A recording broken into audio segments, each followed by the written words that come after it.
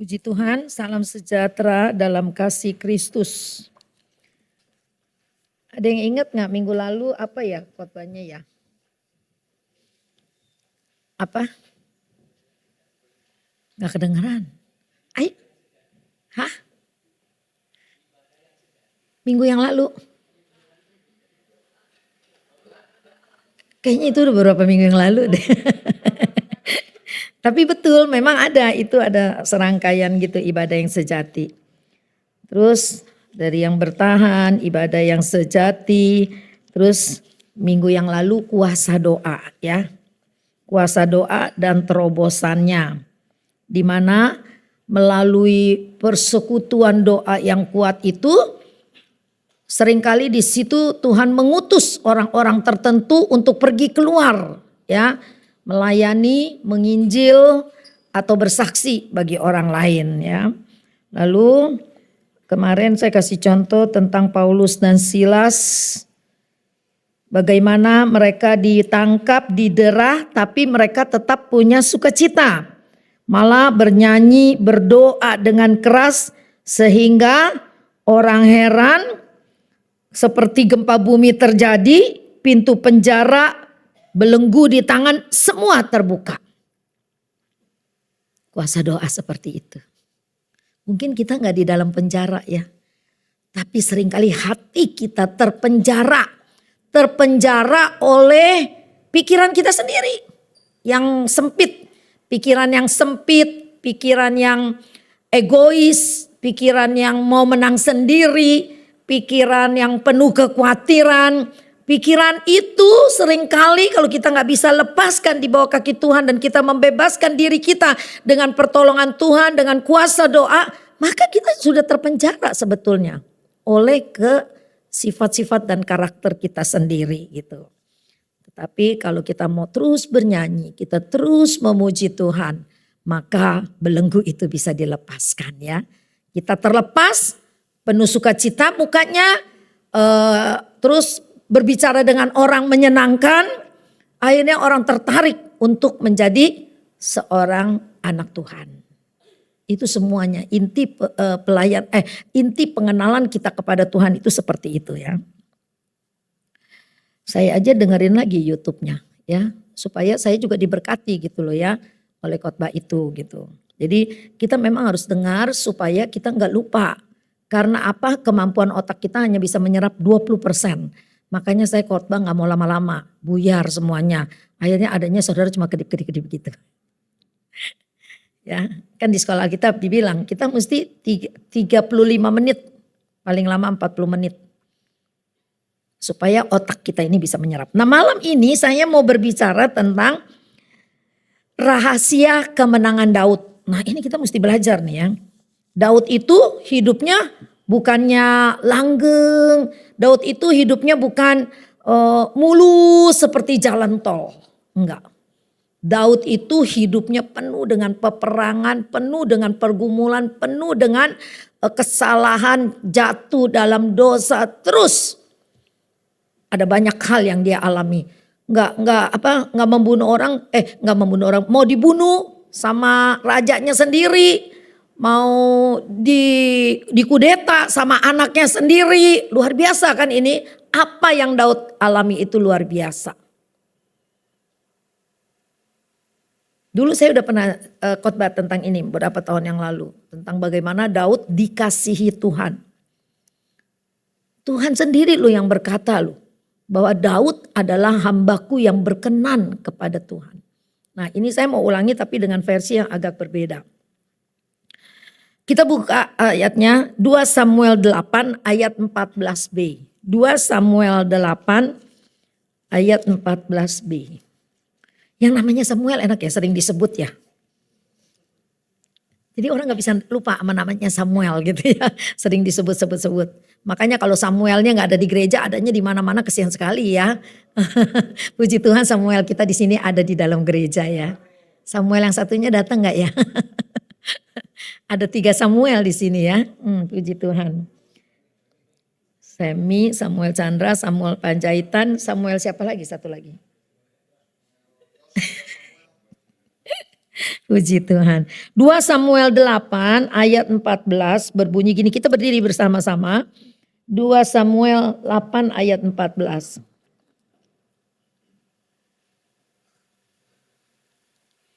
Kita baca sampai atas aja, tapi nanti sebetulnya penekanannya di ayat yang terakhir. 2, 3. Lalu ia menempatkan pasukan-pasukan pendudukan di Edom. Di seluruh Edom ditempatkannya pasukan-pasukan pendudukan. Sehingga seluruh Edom diperbudak oleh Daud. Tuhan memberi kemenangan kepada Daud kemanapun ia pergi berperang. Satu lagi yang terakhir. 2, 3. Tuhan memberi kemenangan kepada Daud kemanapun ia pergi berperang. Amin. Silakan duduk. Nah, ini yang kita mau pelajarin pada malam ini. Tuhan memberi kemenangan kepada Daud kemanapun ia berperang. Nah, kita mau lihat ini rahasianya di mana sampai Tuhan berkata begitu. Cuma kalau kita baca ayatnya pasal 7, pasal 8 kepanjangan. Jadi saya udah tandain beberapa ayat yang akan saya bacakan secara cepat. Yaitu kita mundur sedikit. 2 Samuel 7 ayat 1-3 dulu. Ketika raja menetap di rumahnya dan Tuhan telah mengaruniakan keamanan kepadanya terhadap semua musuhnya di sekelilingnya. Berkatalah raja kepada Natan, lihatlah aku ini diam dalam rumah dari kayu aras. Padahal tabut Allah diam di bawah tenda. Ini Daud berkata ya kepada Nabi Natan. Terus lalu berkatalah Natan kepada raja, baik. Lakukanlah segala sesuatu yang dikandung hatimu sebab Tuhan menyertai engkau. Jadi Nabi Natan merestui gitu loh. Daud rasa gak enak. Dia tinggal di istana, tabut Tuhan malah di bawah tenda gitu ya. Cuma pakai tenda. Tetapi ketika Nabi Natan berkata seperti itu kepada Raja Daud. Malam itu juga datanglah firman Tuhan kepada Natan demikian. Pergilah katakanlah kepada hambaku Daud. Beginilah firman Tuhan. Masakan engkau yang mendirikan rumah bagiku untuk kudiami? Aku tidak pernah diam dalam rumah sejak aku menuntun orang Israel dari Mesir sampai hari ini. Tetapi aku selalu mengembara dalam kemah sebagai kediaman. Selama aku mengembara bersama seluruh orang Israel, pernahkah aku mengucapkan firman kepada salah seorang hakim orang Israel yang kuperintahkan menggembalakan umatku Israel demikian? Mengapa kamu tidak mendirikan bagiku rumah dari kayu aras? Oleh sebab itu beginilah kukatakan kepada hambaku Daud. Beginilah firman Tuhan semesta alam. Akulah yang mengambil engkau dari padang ketika menggiring kambing domba untuk menjadi raja atas umatku Israel. Ingat pada waktu Nabi Ismail datang ke rumah Isai, bapaknya Daud. Daud ada di padang sedang mengembalakan domba ya. Nah itu lalu dilihat satu-satu kakaknya yang ganteng-ganteng yang gagah-gagah. Kata Tuhan bukan. Sampai ada satu lagi. Oh ada di padang ya Daud kecil gitu ya perawakannya. Lalu kata Tuhan dialah yang Tuhan mau. Coba itu pengurapan yang pertama. Dia masih kecil waktu itu ya, masih remaja gitu ya. Itulah pengurapan yang pertama kepada Daud. Nah, ayat 9 dikatakan gini, aku telah menyertai engkau di segala tempat yang kau jalani dan telah melenyapkan segala musuhmu dari depanmu. Aku membuat besar namamu seperti nama orang-orang besar yang ada di bumi. Aku menentukan tempat bagi umatku Israel dan menanamkannya sehingga ia dapat diam di tempatnya sendiri dengan tidak lagi dikejutkan dan tidak pula ditindas oleh orang-orang lalim seperti dahulu gitu ya. Ini cerita saya mau bacain sedikit kenapa cerita bagaimana Tuhan berkata Daud tidak akan membangun bait suci. Tapi nanti anaknya yang akan membangun bait suci. Ya, yaitu Salomo gitu ya. Kita baca supaya untuk mengingat kembali. Ayat 11, sejak aku mengangkat hakim-hakim atas umatku Israel, aku mengaruniakan keamanan kepadamu dari semua musuhmu dan juga diberitakan Tuhan kepadamu, Tuhan akan memberikan keturunan kepadamu. Apabila umurmu sudah genap dan engkau telah mendapat perhentian bersama dengan nenek moyangmu, maka aku akan membangkitkan keturunanmu yang kemudian anak kandungmu dan aku akan mengokohkan kerajaannya. Udah dinubuatkan ya. Dialah yang akan mendirikan rumah bagi namaku dan aku akan mengokohkan tata kerajaannya untuk selama-lamanya. Aku akan menjadi bapaknya dan ia akan menjadi anakku. Apabila ia melakukan kesalahan maka aku akan menghukum dia dengan rotan yang dipakai orang dan dengan pukulan yang diberikan anak-anak manusia. Ayat 15 perhatikan. Tetapi kasih setiaku tidak akan hilang daripadanya. Seperti yang kuhilangkan daripada Saul yang telah kujauhkan dari hadapanmu. Ini janji Tuhan kepada Daud ya. Kasih setiaku tidak akan hilang daripadanya seperti yang kuhilangkan daripada Saul. Kalau Saul kan langsung habis gitu ya. Karena dia tidak taat kepada perintah Allah. Ayat 16 dikatakan begini. Keluarga dan kerajaanmu akan kokoh untuk selama-lamanya di hadapanku. Tahtamu akan kokoh untuk selama-lamanya. Janji Tuhan yang luar biasa kepada Daud. Dia tapi tidak akan membangun bait Allah nanti anaknya. Tapi Tuhan menjanjikan yang begitu indah kepada Daud. Ayat 17 katakan. Tepat seperti perkataan ini dan tepat seperti penglihatan ini Nathan berbicara kepada Daud. Kita lanjut ayat 18. Ini udah saya bacakan ayat ini waktu saya khotbah tentang engkau berharga di mataku. Lalu masuklah Raja Daud ke dalam, kemudian duduklah dia di hadapan Tuhan sambil berkata, siapakah aku ini ya Tuhan Allah? Dan siapakah keluargaku sehingga engkau membawa aku sampai sedemikian ini. Jadi ketika Daud merasakan janji-janji Tuhan yang begitu memberkati, yang begitu melindungi dia. Janji Tuhan yang begitu menjamin kehidupan dia sampai ke anak cucunya. Daud cuma berkata, siapakah aku ini ya Tuhan? Siapakah keluargaku sehingga engkau membawa aku sampai sedemikian rupa. Nah, kita lihat, ini janji Tuhan ya. Kenapa Daud selalu menang? Dari bacaan yang tadi ini kita baca, kita bisa baca juga ayat 8 itu tentang, saya tidak bacakan ayat 8 itu, pasal 8 itu tentang kemenangan-kemenangan Daud. Jadi melawan suku Filistin menang, melawan suku Moab menang, melawan suku Hadadezer menang, melawan suku Aram menang, melawan suku banyak lagi. Semua selalu menang. Pasal 8 ayat 14 dikatakan yang terakhir, Tuhan memberikan kemenangan kepada Daud kemanapun ia pergi berperang. Tuhan memberi kemenangan kepada Daud kemanapun ia berperang. Yang tadi kita baca ayatnya. Tapi bukan berarti Daud selalu enak hidupnya seperti tadi saya katakan. Ya, sebab tidak ada kemenangan tanpa peperangan. Amin. Saudara bilang ku menang. Tapi begitu peperangan datang kita langsung keok. Kalah, KO sebelum berperang. Gak sanggup, aku gak kuat, aku gak tahan. Dan kalau maka itu kita perlu belajar bagaimana sampai Tuhan berkata Daud adalah hambaku yang berkenan kepadaku. Apakah dia hidupnya terus dilimpahi dengan kemewahan, terus dilimpahi dengan kenyamanan. Justru gak nyaman hidupnya. Tapi rahasianya adalah ketika dia mengalami hal yang tidak nyaman, Daud malah berseru-seru kepada Tuhan. Daud justru mencari Tuhan dan mendekatkan diri kepada Tuhan. Ada banyak kita kalau punya persoalan malah kita mau menjauhkan diri daripada Tuhan. Maka kalau firman ini datang, saya percaya Roh Kudus yang taruh di hati saya. Mari kita semua setia kepada Tuhan. Jangan mundur apapun yang terjadi, tetap percaya kepada pimpinan Tuhan. Janji Tuhan kepada Daud menjadi pegangannya selagi dia muda hingga kepada akhir hidupnya. Kalau diceritain satu persatu itu panjang banget. Kalau bikin sinetron gak tahu berapa puluh sinetron itu serinya. Mantap itu kalau dibikin. Tapi kenapa gak ada orang yang tergerak gitu ya.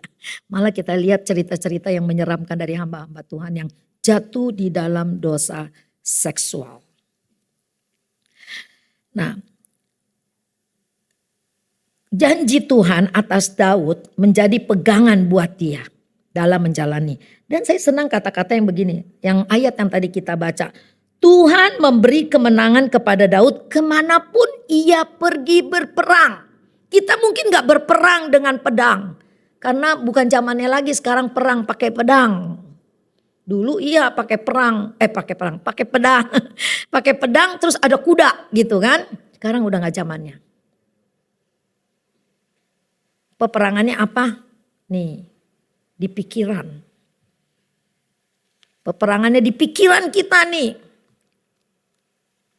Ya. Kita melihat respon Daud terhadap semua hal tentang Tuhan. Tuhan berkata dia menemukan seorang yang berkenan di hatinya. Di mana? Ada yang tahu nggak ayatnya? Di mana? Allah berkata Tuhan menemukan seorang yang berkenan di hatinya dan yang melakukan segala kehendaknya. Ayo cepat beng-beng, ada satu. Hendra sediakan beng-beng. Coba ada yang dapat nggak? Di mana Tuhan berkata itu? Tuhan menemukan seorang yang berkenan di hatinya. Ketika Tuhan datang, ketika Tuhan nih sekarang nih bersama-sama dengan kita, dia lihat, dia menemukan seseorang yang berkenan di hatinya. Luar biasa. Semoga itu saya, semoga itu saudara, Yosef, Cipto, Hendra, Sani, atau siapa nih yang duduk di depan? Samuel tadi saya nggak lihat, baru datang. Tante nggak lihat, selamat datang Samuel. Ayo udah ada yang ketemu belum? Di mana Tuhan berkata, Tuhan menemukan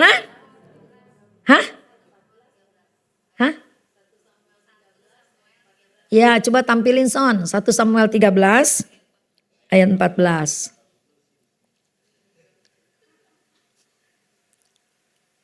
Yang di perjanjian baru ada gak? Ada yang nemukan gak yang di perjanjian baru? Ya, jadi kita baca dua nih ya. Kisah Rasul, sekarang 1 Samuel 13 ayat 14. Yuk baca sama-sama. Tetapi sekarang, 1, 2, 3. Tetapi sekarang kerajaanmu tidak akan tetap. Tuhan telah memilih seorang yang berkenan di hatinya. Dan Tuhan telah menunjuk dia menjadi raja atas umatnya. Karena engkau tidak mengikuti apa yang diperintahkan Tuhan kepadanya. Yang di perjanjian baru Kisah Rasul 13 ayat 22. 23. Setelah Saul disingkirkan, Allah mengangkat Daud menjadi raja mereka. Tentang Daud Allah telah menyatakan, aku telah mendapat Daud bin Isai, seorang yang berkenan di hatiku dan yang melakukan segala kehendakku. Amin. Amin. Allah sendiri yang berkata, Daud, dia menemukan, dia telah mendapati Daud anak Isai, seorang yang berkenan di hatiku. Ya. Di dalam segala peperangan nih, kalau kita pelajarin lagi, lebih dalam lagi. Kenapa Daud selalu menang? Daud selalu menang. Selalu ada perkataan begini, Tuhan selalu menyertai. Tuhan selalu menyertai. Dia berperang dengan siapa aja, dia selalu lapor kepada Tuhan dan dikatakan Tuhan selalu menyertai. Nah, hebat sekali ya. Jadi Daud orang pintar, seorang raja, di dalam skala peperangan dia selalu mendahulukan Tuhan. Dia selalu lapor kepada Tuhan. Dia waktu lawan Goliat, dia bilang kepada Goliat, engkau datang dengan apa tuh? Perlengkapan dia yang hebat ya, dengan lembing lah, pedang lah, ya, dengan topi, baja, ya, yang mungkin kalau ditembak, dipukul segala macam itu semua ketutup, enggak bakal kena. Daud kecil mungil, Goliat kan tinggi orang Filistin. Daud kecil mungil. Mungil sih nggak tahu deh ya, pokoknya dia kecil gitu ya. Dia datang nih. Aku datang dengan nama Tuhan Yesus Kristus, luar biasa ya. Aku datang dengan nama Tuhan. Jadi dia percaya Tuhan menyertai dia. Dia nggak takut. Orang takut ngelihat satu gede, satu kayak jempol sama kelingking begini mungkin. Ya, Satu gede, satu kecil. Kita pikir ini semua dari atas sampai bawah tuh ketutup semua. Enggak akan bisa tembus dengan apapun. Ternyata bisa tembus gak? Bisa. Di sini ada lubang dikit di jidat. Ketika Daud lemparkan itu ketapelnya. Dia tarik, dia lepaskan ketapelnya tepat di sini dan jatuh ke debu. Gak masuk di akal kan?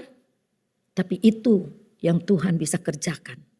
Ketika dia menyertai kita yang tidak masuk akal itu bisa terjadi. Maka dikatakan apa yang mustahil kepada manusia tapi kepada Tuhan tidak mustahil. Dia bisa bikin cara yang luar biasa. Yang kita pikir bagaimana mengalahkan Goliat. Orang yang nonton juga udah kebat-kebit kali ngelihat Daud sama Goliat berperang. Ternyata hanya dengan sebuah tindakan yang sangat sederhana. Itu mengajarkan kita seberapa besar perkaramu. Kalau engkau berkata aku gak sanggup. Terus kau berkata Tuhanku gak sanggup. Maka kamu tidak akan pernah mengalami kemenangan. Maka waktu kemarin minggu yang lalu saya saya khotbah tentang kuasa doa. Dikasih contoh rasul-rasul yang menang. Sampai mereka tunduk kepada perintah Tuhan. Mau melawan satu pasukan yang besar. Malah disuruh Tuhan berdoa, bernyanyi. Bernyanyi dengan kuat. Sedang mereka bernyanyi. Ternyata Tuhan bekerja. Melawan musuh. Coba pikir. Gak masuk logika kan? Tapi itu yang Tuhan ajarkan kepada kita. Jadi cerita itu bisa mengajar kepada kita sendiri. Benar Tuhan. Kalau kami berpikir dengan pikiran kami rasanya gak mungkin. Maka saya bilang seringkali mujizat itu terjadi ketika kita ada di ujung maut. Ketika kita sepertinya udah mentok. Kayaknya gak ada jalan. Tapi ketika engkau tetap percaya dan lakukan itu.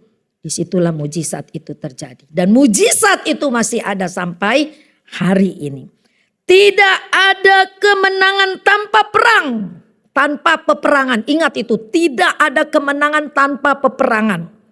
Tidak ada orang yang lulus ujian tanpa mengikuti ujian. Soal-soal yang harus dikerjakan. Maka itu sebabnya kalau kita banyak peperangan gak usah takut.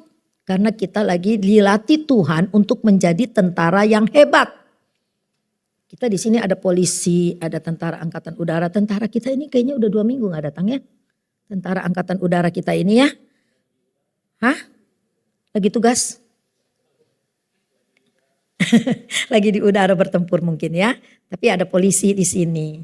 Ya Sani ya kan jadi polisi. Kamu akan naik jabatan setelah kamu melewati berbagai macam tugas yang berat-berat yang harus dilakukan. Dan itu akan naik. Begitu juga di dalam hidup kita kalau ada peperangan jangan menyerah. Saya kalau ceritakan peperangan saya udah banyak banget. Dan saya tahu saudara-saudara juga semua pada mengalami peperangan. Ya, ada peperangan yang tadi saya katakan bukan peperangan dengan senjata. Tapi peperangan adalah pikiran kita. Pikiran kita itu medan peperangan yang sangat iblis senang. Itu medan peperangan kita. Maka kita perlu dikontrol oleh Roh Kudus. Saya senang dengan perkataan Paulus. Dia bilang kita biar jadi tawanan roh. Daripada menjadi tawanan penjara sono gitu. Di penjara 1A, 2A. Suka miskin gitu kan. Paledang. Tapi kalau kita menyerahkan diri di bawah kontrol Roh Kudus. Dia akan mengelola pikiran kita. Makin hari kita tahu, oh ya ini sebuah peperangan. Aku harus lawan. Aku harus menang. Saya kasih kesaksian begini. Hari apa ya saya ke Bogor? Hari apa ya Sam? Ini hari apa nih? Selasa. Senin apa? Saya lupa. Senin saya ke Bogor. Bu Nila, anak saya minta Bu Nila doain vilanya di Rancamaya Bogor. Oh ya oke, kata saya gitu. Saya pikir doa biasa, tapi saya sebetulnya sudah ada sedikit rada-rada curiga gitu ya. Jangan-jangan ada kuasa kegelapan nih pikir saya gitu ya. Tapi saya udah berdoa, Tuhan apapun tugas yang dipercayakan kepada saya, kalau orang udah percaya itu, saya harus berjalan dengan pimpinan kuasa Roh Kudus-Mu, lingkupi saya. Di tengah jalan udah mendekati Sentul, anaknya telepon. Tante sebetulnya begini nih, dia cerita lah di rumahnya tuh, di vilanya itu penjaga villa itu melihat ada setan. Ada satu perempuan, satu laki-laki, kata dia begitu. Terus oh iya kata saya gitu, gak apa-apa nanti kita doa, kata saya gitu ya. Tante tolong doain ya semuanya, katanya gitu. Dia suruh saya keliling, iya nanti roh memimpin saya kemana, nanti saya pokoknya akan kerjakan itu. Katanya. Cerita sampai di sono, kita istirahat sebentar, terus saya bilang ayo kita doa. Itu belum makan tuh ya, saya gak mau makan dulu tapi kita doa dulu kata saya. Saya memang senang dengan lagu begini. Dalam nama Yesus, dalam nama Yesus. Saya mau nyanyinya dengan kenceng, dengan gagah. Seperti seorang tentara bernyanyi. Lihat ya tentara bernyanyi jarang lagu yang melankolis ya. Pasti lagu-lagu kayak Mars untuk mencerminkan diri kita. Nah saya senang lagu itu. Kalau saya doa untuk ada kuasa kegelapan di situ. Udah beberapa kali saya gitu. Karena pengalaman saya pertama doa itu adalah di Penang. Pastor Sam ngajakin saya begini, ayo Bu Nila kita mau doa buat rumah kos anak-anak Medan yang kerja di Penang. Di rumah itu ada setan dan tiap malam diganggu. Oke, saya mah oke aja, orang pastor kok. Aku tinggal di belakang aja doa. Aku tinggal ngikutin dia aja, dia mau doa apa gimana ya aku ngikut gitu. Gak taunya sampai di sana, pastor gak boleh masuk karena itu mes perempuan, laki-laki gak boleh masuk. Pastor Sam dengan tenang bilang begini, Ibu Nila ternyata saya gak boleh masuk karena di sini mes perempuan. Ibu Nila yang akan naik ke atas dan berdoa. Aduh, itu belum pernah doa untuk kuasa-kuasa begitu. Tapi Pastor Sam tuh tenang aja ngomong begitu yakin. Ibu Nila yang naik katanya gitu.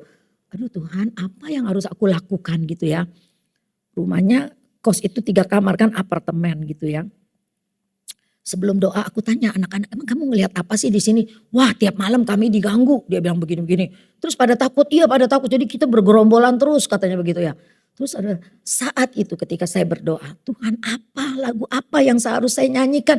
Tuhan taruh itu lagu dalam nama Yesus dalam nama Yesus. Nah lagu itulah yang saya pakai sampai hari ini kalau saya mendoakan rumah yang baru ditinggali atau yang kalau ada kuasa kegelapan. Karena itu betul-betul hikmat dari Tuhan. Orang gak ada persiapan sih ya diajak pastor ya ikut aja gitu kan. Nah ketika saya di situ ayo anak-anak semua ngikut. Kan anak-anak Medan pada pinter nyanyi kan lagunya enak kan. Dalam nama Yesus gitu semua ikut. Masukin setiap kamar dapur sampai ke kamar mandi semua masukin. Kita kelilingin kita nyanyi. Saya ingat kota Yeriko runtuh kan ya. Ayo kita kelilingin kita nyanyi gitu. Jadi waktu itu nyanyi cukup lama nyanyi doa. Terus akhirnya setelah udah gitu kita duduk bersama kita doa bersama. Udah gitu selesai. Dan ternyata setelah itu mereka tidak diganggu lagi. Cuma saya bilang tiap malam yang shift malam berarti kan yang shift pagi ada. Nah shift pagi itu berdoa. Ketika shift pagi kerja yang shift malam itu berdoa. Jadi saya bilang di rumah ini harus jadi rumah doa. Baru kuasa apapun pergi. Nah itu hikmat yang pertama Tuhan taruh. Jadi saya selalu pakai gitu. Singkat cerita ketika saya di Bogor. Saya nyanyi itu lagu dalam nama Yesus. Udah gitu. Itu kan vilanya gede. Di bawah 4 kamar mandi. Setiap kamar mandi ada WC-nya. Di atas juga begitu 4 kamar mandi. Semua saya masukin. Kamar mandinya, kamar tidurnya, keluar lagi dapurnya. Dapurnya kan ada 2, dapur kering, dapur. Semua saya ikutin, kelilingin gitu. Nah, ketika naik tingkat kan begini tangganya terus naik. Yang kesini saya belum merasa apa-apa. Tapi begitu naik ke sini nih bulu saya berinding semua nih di leher nih ya. Dalam nama Yesus sambil saya udah memang kita nyanyi udah dalam nama Yesus. Tapi saya dalam hati lagi darah Yesus. Begitu saya naik di tangga di hadapan saya ada rak souvenir. Persis gitu naik tangga di depan saya itu rak souvenir. Begitu saya masuk situ dengan bulu yang merinding itu. Lalu mata saya diarahkan kepada Tuhan. Tak 2 benda. Terus saya udah berkata, terima kasih Tuhan. Itu ternyata masalahnya. Terus saya nyanyi sampai ke tangga yang terakhir. Berarti saya udah ada di loteng. Saya belok ke kiri.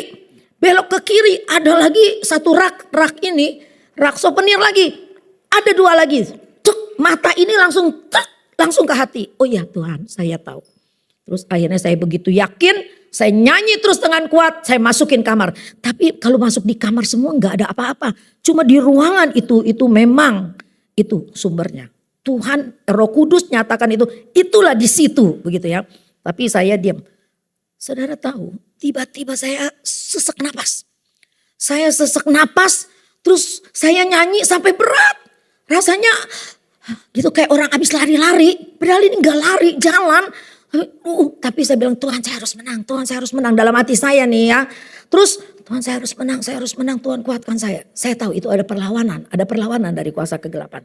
Lalu ketika itu nyanyi capek banget. Aduh Tuhan saya kuat gak? Saya gak boleh berhenti karena apa? Kalau saya berhenti kuasa Tuhan yang sedang menguasai saya itu pun akan stop. Percaya gak? Akan stop. Nah itu turun semuanya tuh. Kuasa yang sedang bernyala-nyala itu terus akan turun. Jadi saya gak mau itu. Bilang Tuhan kuatkan saya, kuatkan. Saya nyanyi walaupun nyanyi begitu ya. Sampai sampai ke kamar ujung. Itu di kamar mandinya yang kagak enak. Saya tahu ada situ. Saya agak lama tuh nyanyi di kamar mandinya. Terus saya keluar lagi. Terus saya berdiri di depan rak patung itu. Saya berdiri. Tapi tadi saya berdirinya agak di tengah tangga. Saya takut kan kalau ada perlawanan saya jorokin jatuh gitu ya. Ini masih dalam kuasa roh itu Tuhan kasih hikmat seperti itu. Saya geser, saya nyender ke itu besi atau stainless steel yang jadi pembatas gitu. Saya nyender di situ. Karena saya udah ada tekanan kan di sini ya. Terus saya berdoa, saya nyanyi lagi, ada kuasa di dalam darahnya. Berkali-kali saya nyanyi, udah mulai enteng, saya berdoa. Jadi saya nyanyi terus berat, terus lama-lama jadi enteng. Karena saya kan ngelawan saya tahu saya harus menang. Agak enteng, saya bisa berdoa. Terus saya berdoa, saya tengking, saya minta di foto itu raknya. Setelah dikirim fotonya saya beri lingkaran hijau. Ini harus disingkiran nih, ini patung-patung ini nih. Itu komodo, begitu kan ya. Itu matanya kecil. Tapi mata itu bersinarnya luar biasa. Menakutkan gitu ya. Jadi saya udah tahu itu dia kuasanya di situ. Jadi di tangga itu dipasang lampu yang kalau ada orang berdiri di situ baru nyala gitu loh. Lampu apa itu namanya gitu ya kan yang otomatis gitu. Nah itu seringkali malam-malam gak ada orang kan tuh villa. Sedangkan penjaga itu kan tidurnya di luar rumah gitu. Dia dikasih kamar satu, ada rumah kecil satu kayak pavilion. Tapi kalau malam-malam itu nyala gitu loh. Jadi terus dia ngelihat ada di situ. Wah singkat cerita, udah gitu saya turun, udah lega nih gak ada apa-apa, turun lega semuanya. Terus saya bilang, mamanya nanya ada kuasa? Iya betul, di situ nanti saya ceritanya. Saya takut tadi Bu Nila, nyanyinya kok jadi begitu suaranya, saya takut kesurupan. Dia bilang gitu. Duh, kalau saya sebagai hamba Tuhan sampai kesurupan, bagaimana Tuhan ya? Tapi Tuhan tidak permalukan. Dia bilang dengan jujur, saya takut Bu Nila kesurupan karena suaranya berubah. Kayaknya suara saya itu jadi gede. Terus napas saya gitu. Memang sedikit mengerikan. Terus saya sebetulnya mau 5 orang yang pergi. Tapi 2 orang itu gak mau ikut. Jadi cuma akhirnya bertiga begitu. Tapi gak apa-apa. Karena saya punya keyakinan akhirnya saya menang. Saya percaya setelah kamu singkirkan itu nanti akan hilang. Gak usah takut. Malah yang punya villa, saya jadi takut nih Tante Nila. Jangan takut. Terus kamar tidur saya bilang, gak ada apa-apa kamar tidur kamu tenang kata saya gitu. Jadi dia takut kamar tidurnya, takutnya nanti kamar tidurnya juga angker. Enggak, selama kamu gak berpikir ke situ, itu gak apa-apa. Nah ini ada peperangan, betul gak? Peperangan di alam roh. Tapi kita harus yakin kita menang, amin. Jangan kamu lagi berdoa, aduh gue pasti kalah. Ya kalah, tapi kalau bilang gue pasti menang.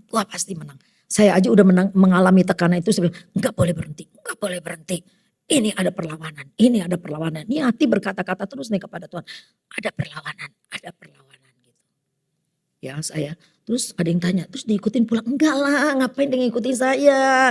Aduh, lucu-lucu pertanyaan orang-orang itu ya. Aduh ngikutin gak? Enggak usah takut kata saya gitu.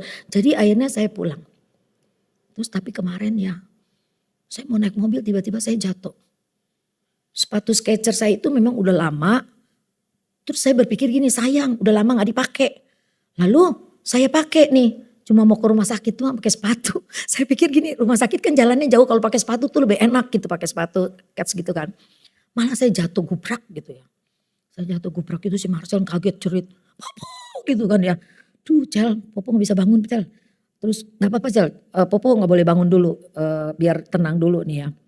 Terus jantung saya itu. Ini sakit memang. Ini sakit karena saya nahan kan. Jangan sampai kepala saya gitu ya. Tapi jantung saya itu. Kayaknya tekanannya tuh kayak saya waktu dirancam ayah itu loh. Itu berat di sini. Loh kok saya jatuh gubrak jantung saya yang gak enak gitu. Langsung saya bilang Tuhan dalam nama Yesus, dalam nama Yesus, dalam nama Yesus saya bilang. Sepanjang antar Marcel ke remaja itu kemarin Rabu saya berdoa terus. Saya besok Linda di Mayapada saya berdoa terus sepanjang jalan itu. Walaupun saya ngobrol bercanda tapi hati saya berdoa. Tuhan lindungi saya, Tuhan lindungi saya, Tuhan lindungi saya. Mau mengalami peperangan, mau mengalami kemenangan harus ada peperangan. Amin. Harus ada peperangan. Jangan takut. Yang penting engkau punya keyakinan yang kuat. Daud dia punya keyakinan yang kuat kepada Tuhan. Daud tidak hanya mengenal siapa dirinya di hadapan Tuhan, tetapi Daud pun mengenal siapa Tuhan baginya. Ini inti dari khotbah saya pada malam ini, artinya gini, kita mesti kenal diri kita sendiri ini bagaimana di hadapan Tuhan. Sudahkah engkau taat? Sudahkah engkau mengasihi Tuhan dengan sepenuh hatimu? Sudahkah engkau melakukan apa yang Tuhan mau? Daud tahu siapa diri dia di hadapan Tuhan. Dan juga Daud kenal siapa Tuhan baginya. Agak sulit nih memahaminya kalau Anda nggak menyimak nggak bisa nih. Kita harus kenal, kita harus tahu siapa diriku ini di hadapan Tuhan. Pernah saya ceritakan kan ya. Saya divonis kanker payudara harus dibuang. Waktu itu kanker belum ada obatnya. Terus saya pikir saya akan mati. Terus saya bilang Tuhan mungkin usia saya beberapa bulan lagi. Tapi dalam beberapa bulan itu saya mau setia kepada Tuhan. Ternyata Tuhan kasih saya kekuatan ayat Mazmur 34 ayat 20. Kemalangan orang benar itu banyak tapi Tuhan luputkan. Nah tiba-tiba di saat itu saya merasa saya sangat disayang oleh Tuhan. Jadi Tuhan bisa taruh satu perasaan yang seperti itu. Ketika saya merasa saya disayang Tuhan, ada satu kekuatan. Iya Tuhan, aku mau dioperasi nggak apa-apa. Kalau memang harus meninggal, ya sudah nggak apa-apa. Tapi setidaknya aku tahu aku disayang Tuhan. Ini satu perasaan yang luar biasa. Nah, Daud dia tidak hanya kenal siapa dirinya di hadapan Tuhan, tapi dia tahu siapa Tuhan baginya. Maka dia mau dibunuh, dikejar musuh, dia nggak takut karena dia tahu Tuhan menyertai dia dan Tuhan melindungi dia. Pengalaman Daud bukan main-main ya, ketika mau digudeta sama anaknya, dia harus sampai melarikan diri ke atas gunung dengan beberapa pengawalnya yang setia. Seorang raja, seorang bapak, dihianati oleh anaknya sendiri seperti itu. Maka seringkali saya bilang, kalau kita dijahatin orang jangan kita balas jahat. Berarti kita gak beda sama orang itu. Kalau kita dilicikin orang, jangan licikin lagi orang itu. Kita gak beda sama orang itu, sama-sama licik. Daud, dia tidak membalas seperti itu. Ketika dia dijolimi, dia lari kepada Tuhan dan dia mendekat kepada Tuhan. Ada 3 hal yang kita bisa belajar. Supaya kita bisa alami kemenangan seperti Daud menang.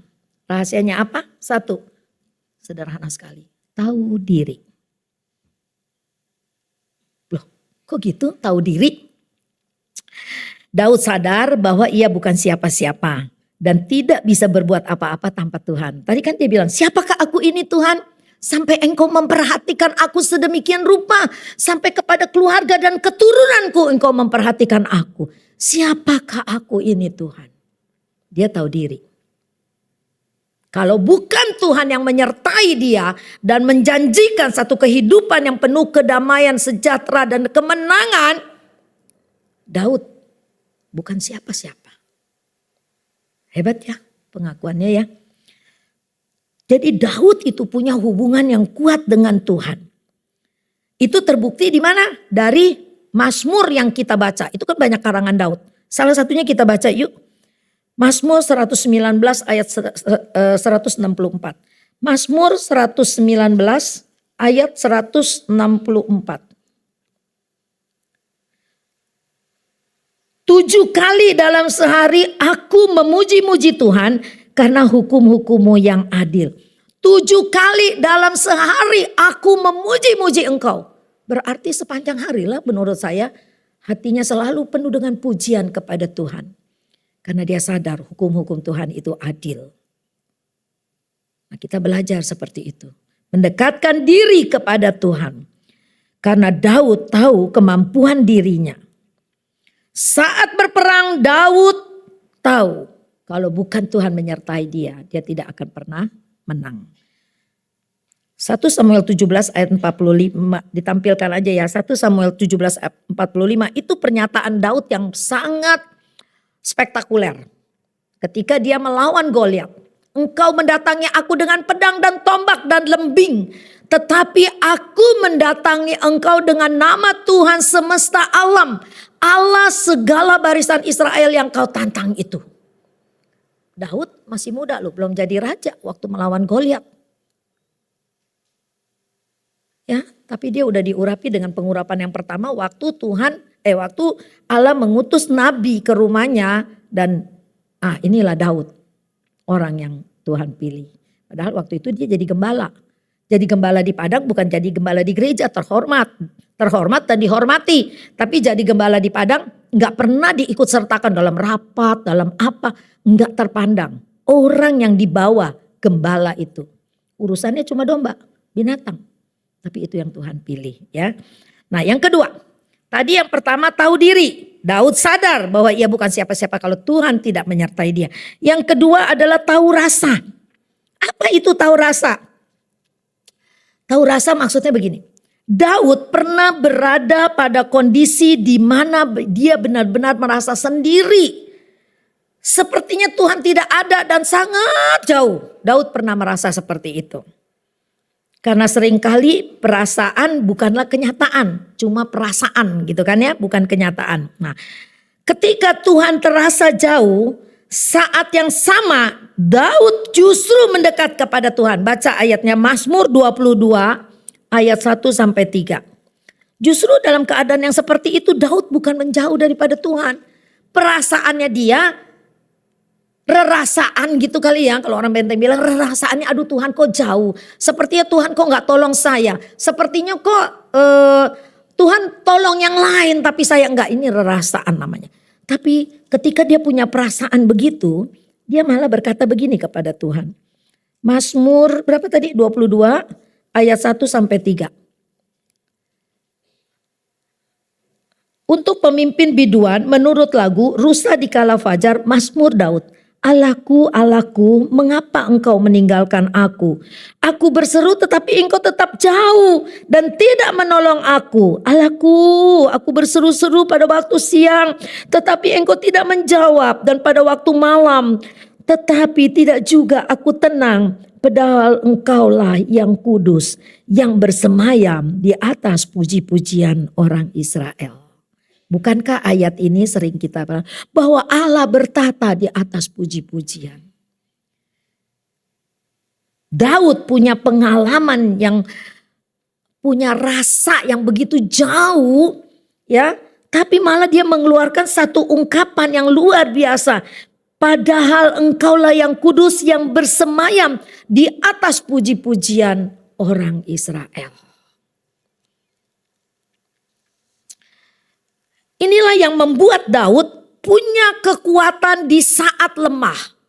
Ya, punya kekuatan di saat dia mengalami satu kehidupan di titik yang paling rendah dalam hidupnya. Kan kita suka ngelihat ya teman kita, saat ini dia betul-betul lagi di bawah. Saat ini betul-betul dia lagi diproses dengan luar biasa. Mari kita saling menguatkan satu sama lain. Ingat Daud. Justru dia mencari Tuhan, dia memuji Tuhan. Nanti juga ada tuh ya di dalam kitab-kitab di mana dia justru memuji-muji Tuhan terus. Tadi dikatakan apa? 7 kali dalam sehari dia memuji-muji Tuhan. Karena Daud tahu sumber kekuatannya hanya di dalam Tuhan. Jadi kita harus sadar sumber kekuatan kita hanya di dalam Tuhan. Ketika kita mengalami sebuah peperangan, ketika kita mengalami, ketika kita berada di titik yang paling rendah, makin mendekatkan diri kepada Tuhan. Menangis, berseru-seru, Allahku, Allahku. Seperti Daud meraung-raung, Allahku, Allahku. Maka kan dia pernah tulis, Allah senang dengan orang yang hancur hatinya. Karena ketika kita hancur hatinya, disitulah kita sadar kita gak punya kekuatan, tapi Tuhan yang punya kekuatan. Amin. Yang ketiga, yang terakhir. Tadi yang pertama, Yang pertama tahu diri. Yang kedua tahu rasa. Yang ketiga tahu bersyukur. Ya, tahu bersyukur. Kitab Mazmur banyak ditulis oleh Daud. Bermazmur artinya memuji Tuhan dengan menyanyikan puji-pujian sambil mengucap syukur kepada Tuhan. Jadi puji-pujian kita itu adalah ucapan syukur kita kepada Tuhan. Puji-pujian itu ungkapan cinta kita kepada Tuhan. Aku cinta kepadamu, gitu ya. Saya senang banget lagu itu. Jadi saya betul-betul seperti mengungkapkan perasaan cinta saya kepada Tuhan. Jadi kalau naikkan pujian itu memang bisa bercucuran air mata. Aku cinta kepadamu Tuhan. Ada lagi lagu-lagu permohonan, tapi itu semua merupakan sebuah doa. Memuji Tuhan artinya kita bersyukur kepada Tuhan. Ada banyak orang gak bisa bersyukur kepada Tuhan ya. Apa aja rasanya kurang. Saya kadang-kadang kalau misalnya ya ketemu dengan orang yang agak degil gitu ya. Bersyukurlah kepada Tuhan. Enggak, aku masih kurang, aku harus lebih. Maksud saya bukannya begitu, memang harus semangat, harus punya mimpi, harus punya visi. Aku harus lebih baik, lebih tinggi lagi terbang. Tapi setidaknya kita bersyukurlah dari yang di bawah, yang sedikit kita bersyukur, yang sedang kita bersyukur, sampai di puncak pun kita bersyukur ya. Bersyukur kepada Tuhan. Daud tidak hanya kenal siapa dirinya di hadapan Tuhan, tapi Daud kenal siapa Tuhan baginya. Jadi kita harus saling mengenal ya. Suami istri kalau saling mengenal kan enak ya. Saling mengenal, oh suami gue seperti itu kepada gue. Gue pun kepada dia seperti itu. Jadi kan enak kalau kita saling mengenal. Kalau kita tepuk tangan saling bersambut gitu kan ya. Kepada Tuhan juga seperti itu. Dan dia pernah ada satu doanya yang luar biasa. Ketika Nabi Nathan menegur Daud atas dosanya, di mana dia mengambil Batseba sebagai istrinya, ketika di dalam pikirannya sudah punya rencana naksir sama Batseba, suaminya aku taruhlah di medan peperangan yang paling depan. Biasa kan kalau jenderal di belakang kali ya, cuma memberi perintah ya. Waktu saya ke Israel dibilang, itu pemimpin Hamas enak amat tuh rumahnya di atas gunung sana. Anak buahnya semua perang mati semua digempur gitu kan. Jadi tapi ini Uria sebagai seorang panglima oleh Daud ditaruh di paling depan dan akhirnya memang mati. Ketika Uria mati, Daud mengambil Batseba. Tuhan tidak tegur dia dengan langsung tapi dia pergunakan Nabi Nathan untuk menegur dia dengan sebuah perumpamaan. Ada orang kaya mau pesta, malah dia potong domba rakyatnya yang miskin. Wah Daud marah, Daud kan orangnya cinta Tuhan gitu ya. Dia marah, siapa itu? Itu harus dihukum mati. Gitu kan ceritanya, saya singkat doang. Itu harus dihukum mati, nggak adil sekali gitu. Nabi Nathan bilang orang itu adalah engkau. Kaget dia, baru dia sadar dosanya.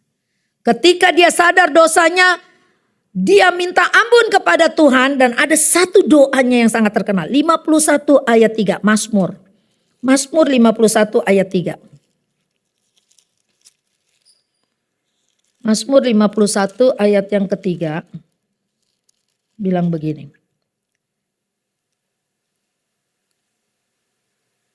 Kasihanilah aku ya Allah, menurut kasih setiamu hapuskanlah pelanggaranku, menurut rahmatmu yang besar. Ayat 13 maksud saya. Ayat 13 dikatakan begini. Ayat 12 dulu. Jadikanlah hatiku tahir ya Allah dan perbaharuilah batinku dengan roh yang teguh. Janganlah membuang aku dari hadapanmu dan janganlah mengambil rohmu yang kudus daripadaku. Daud gak takut kehilangan istana dan tahta dan kuasanya. Tapi ketika dia ketika dia dikatakan itulah kamu, ketika dosanya dikulitin oleh Nabi Nathan atas petunjuk daripada Tuhan, dia berdoa, jangan membuang aku dari hadapanmu. Betapa Daud tahu Tuhan sangat berperang di dalam kehidupannya. Nah, ini rahasia yang kita dengar, kita pelajari ini ya. Inilah rahasia-rahasia di mana Daud selalu menang di dalam peperangan dan Tuhan selalu menyertai dia. Karena dia selalu ketika ditegur, dia bertobat. Ketika ditegur, dia terima teguran itu. Ketika ditegur, malah dia bilang, Tuhan jangan ambil rohmu. Artinya kalau Tuhan mau ambil istanaku, ya udah gak apa-apa. Jangan ambil rohmu yang kudus daripadaku. Nah, ini kita harus klaim. Keep it di hatimu. Simpan itu di hatimu. Perkataan-perkataan Daud. Pergumulan Daud. Peperangan Daud. Tuhan, saya juga banyak peperangan. Mungkin bisa aja kita katakan, Tuhan peperangan aku lebih berat daripada Daud. Gitu, karena kita lagi hancur hati. Gak apa-apa, mengaku aja sama Tuhan. Tapi Tuhan beri aku kekuatan supaya aku bisa menang seperti Daud. Sampai Tuhan berkata, engkau berharga di mataku. Seperti biji mata Tuhan. Sampai Tuhan berkata, aku menemukan orang yang berkenan di hatiku. Nah, pengenalan kita kepada Tuhan itu harus seperti itu. Sampai Tuhan berkata, aku menemukan orang yang berkenan di hatiku. Serem banget kalau kita tuh ibadah, ternyata kata Tuhan enggak. Aku enggak dengar ibadah Shekinah. Kapan? Karena ibadah kita cuma sebuah kebiasaan, rutinitas. Nah, kita datang kepada Tuhan. Maka saya bilang, menyembahlah sampai masuk ke dalam ruang Maha Kudus. Di situ engkau boleh menikmati kuasa Tuhan. Amin.